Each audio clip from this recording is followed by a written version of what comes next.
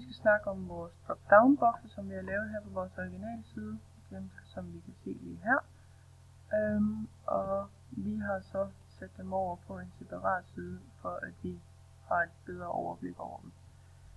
Hvis vi går over her, så kan vi se vores HTML-kode, hvor vi selvfølgelig har vores metatag for, at vi har de tegnene, så vi kan se alle tegn på siden. Og så har vi vores titel, som vi bare kalder record note. Og så har vi vores CSS-fil, som vi selvfølgelig har tilknyttet vores HTML. Og det link har vi så her, hvor det refererer til vores CSS-fil. Og så har vi egentlig bare i vores body, som vi selvfølgelig har her i vores HTML-kode, så har vi sat vores bokse ind, hvor alle tre bokser er blevet sat i en container, som egentlig bare er det, der omrammer hele alle vores objekter. Og det har vi gjort ved at give det en class, den div her. Og så alle vores bokser er selvfølgelig en section, hvor vi har kaldt dem, eller givet dem en class info. Det hedder alle tre, og så hedder de så henholdsvis red box, blue box og green box. Og i hver boks har vi vores header, eller overskrift, boks 1, 2 og 3, som vi har givet en headline 2. Og så har vi vores brødtekst, som bare er lorem ipsum tekst. Ja, vi har vores classes, som vi går ind i vores CSS, så vi kan ændre udseendet. Som jeg nævnte først, så har vi vores container, som omrammer det hele, og der har vi valgt, at den skal være 100%. Så den fylder altså 100% af vores vindue, også når vi skalerer ned. Som vi kan vise eventuelt her, så fylder de 100%. Og så har vi vores CSS til vores bokse her, og de hedder jo som sagt alle sammen info i vores class. Så her går vi ind og ændrer alle tre, og der har vi, for at de skal sidde vertikalt over siden, så har vi taget float left. Vi kan prøve at se, hvis vi prøver none med float, så hopper de ned. Sådan der.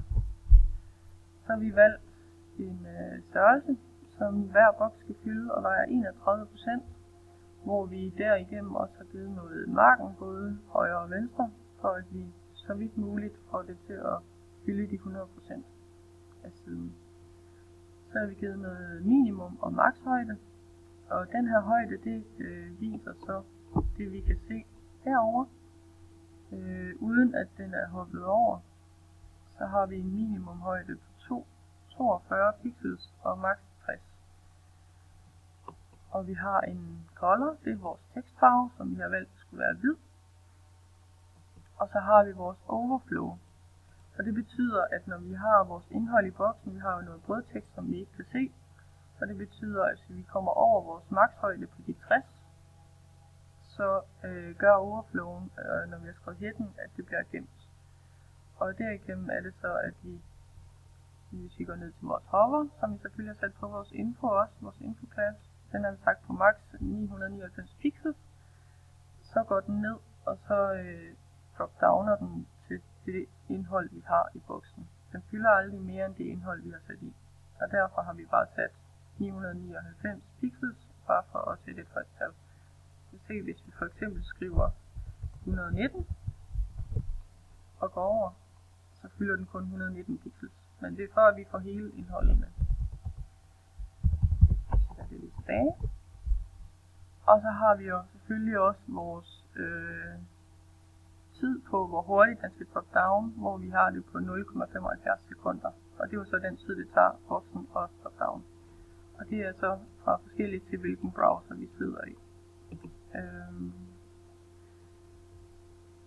Så har vi vores, hvis man tager hver boks for sig, red box, blue box og green box, så har vi jo tilsat os en baggrundsfarve. Den kan man jo så bare gå ind og ændre. Så har vi vores info, vores overskrift på 2 og vores brødtekst. Og der vil vi gerne have noget, der er passende til begge to. som vi går ind og redigerer på begge to sammen her.